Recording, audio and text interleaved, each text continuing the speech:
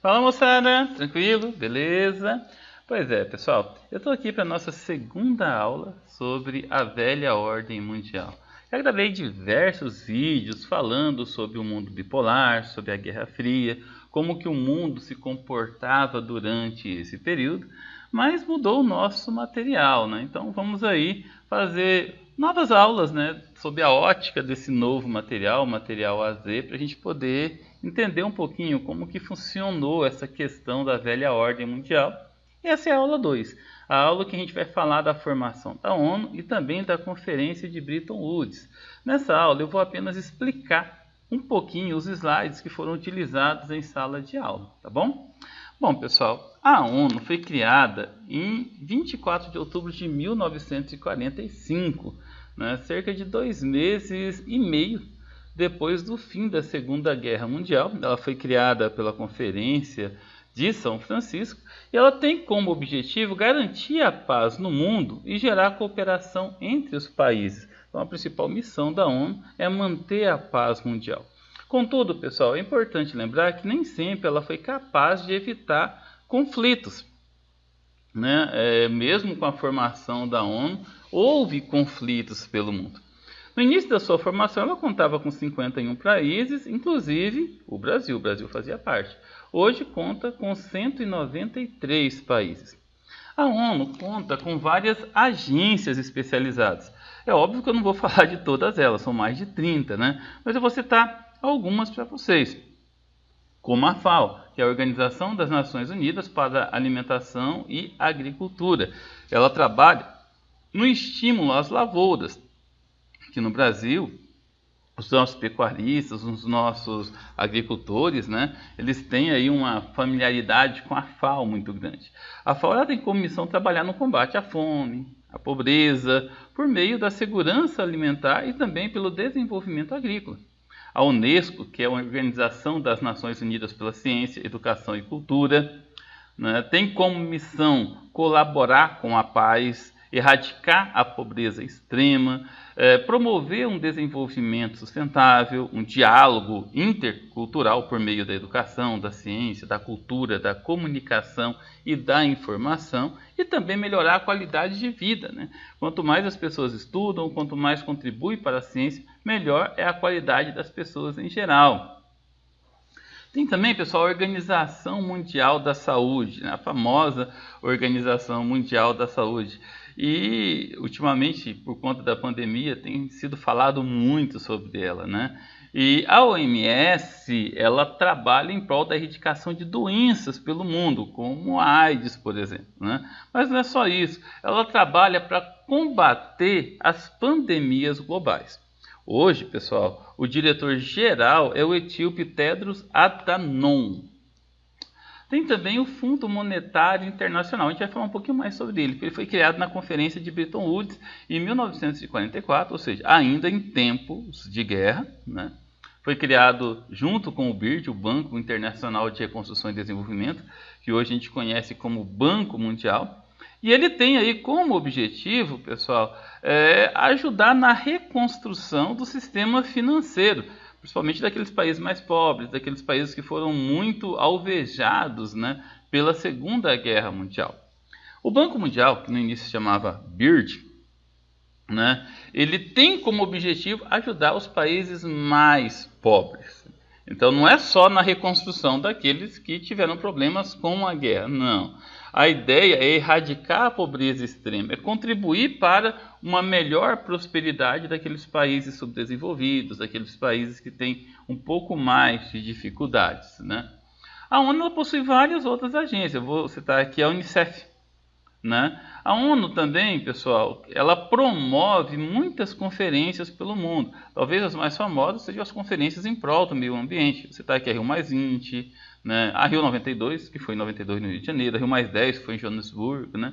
Tem a Conferência Internacional pelo Direito da Mulher, conferências em prol dos direitos humanos e assim por diante. A ONU ela procura atuar em várias instâncias diferentes. Vamos lembrar que a cooperação entre os povos e promover a paz no mundo é a principal missão da ONU, né? E ela foi produzida, ela foi formada dentro desse contexto do mundo bipolar, da Guerra Fria, ou seja, dentro do período pós-Segunda Guerra.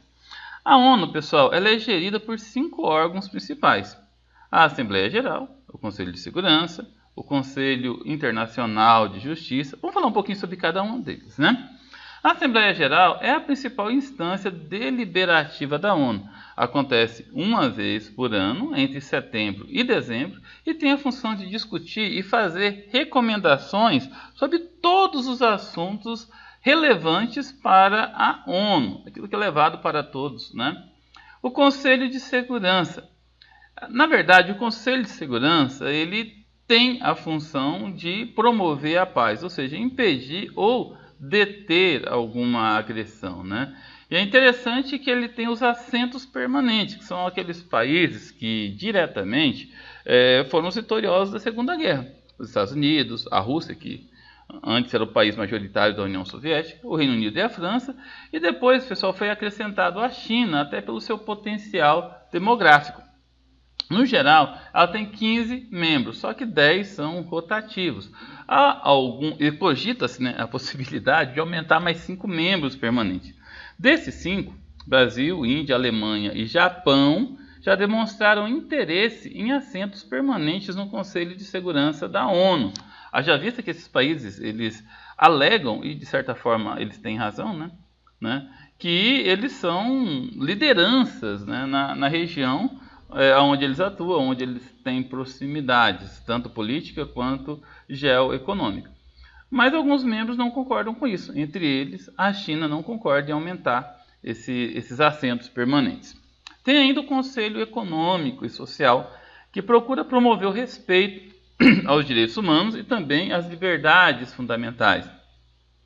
Ainda o Secretariado-Geral, né, ele administra as forças de paz, ele leva até a ONU as situações que estão ocorrendo pelo mundo. Esse rapaz aí da foto é o senhor Antônio Manuel de Oliveira Guterres, né, atual secretário-geral da ONU. Ainda a Corte Internacional de Justiça, né, tem como função solucionar disputas legais submetidas pelo Estado, tem como função crimes contra a humanidade, ou seja, julgar crimes contra a humanidade, genocídios e tudo que fere a paz no mundo. Pessoal, vamos agora falar um pouquinho sobre a Conferência de Bretton Woods. A Conferência de Bretton Woods foi um apoio financeiro promovido aí principalmente pelos Estados Unidos e pela Inglaterra para ajudar a manter o controle sobre a economia mundial, não é verdade? E foi dentro desse contexto da Conferência de Bretton Woods que surgiu aí o Plano Marshall, o Plano Colombo, o Plano de Ajuda Mútua, né, que foi para os países emergentes, subdesenvolvidos, né, os países mais pobres, né, para chamar de terceiro mundo, para ajudar na sua reconstrução. Teve também como função, né, promover uma moeda símbolo para melhorar a economia mundial, que no caso era o dólar, né? Ela foi realizada em 1944 no estado de New Hampshire, nos Estados Unidos, e houve representantes de 44 nações. Entre essas nações, o Brasil estava presente. A principal ideia dessa conferência foi criar regras financeiras, regras comerciais, para evitar crises como a Grande Depressão. É claro que não aconteceu, né? É difícil a gente manter isso, né? Até porque há muitos países que têm independência e não seguem 100% essas regras. Vamos lembrar aí da crise na União Europeia, a crise imobiliária de 2008. Mas a intenção foi muito boa, né?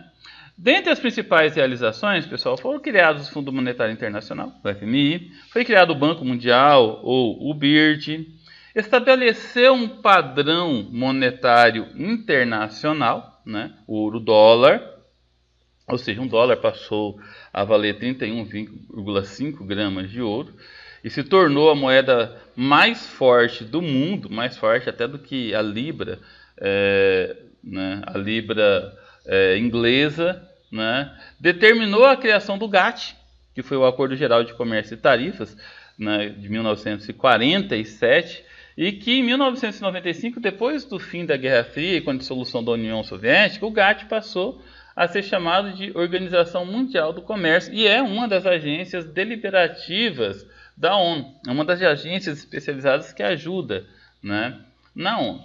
Pessoal, é claro que houve no decorrer de todo esse período, né, de todo esse tempo, muitas coisas que não deram certo. O dólar continua sendo a moeda símbolo, mas não está mais vinculada ao ouro. Algumas mudanças, isso a gente vai tratar em outras aulas, né, foram ocorrendo por conta até da evolução do mundo, tá? Pessoal, essa aula foi bem curtinha, olha só, 10 minutos, né, 10 minutos e meio, né? Espero que vocês tenham curtido, tenham gostado. Essa é a segunda parte da nossa aula sobre a velha ordem mundial. Devemos ter mais umas 2 ou 3 aulas sobre isso, né? Inclusive fazendo exercícios. Beleza? Valeu então, pessoal. Fiquem com Deus e até a próxima. Valeu!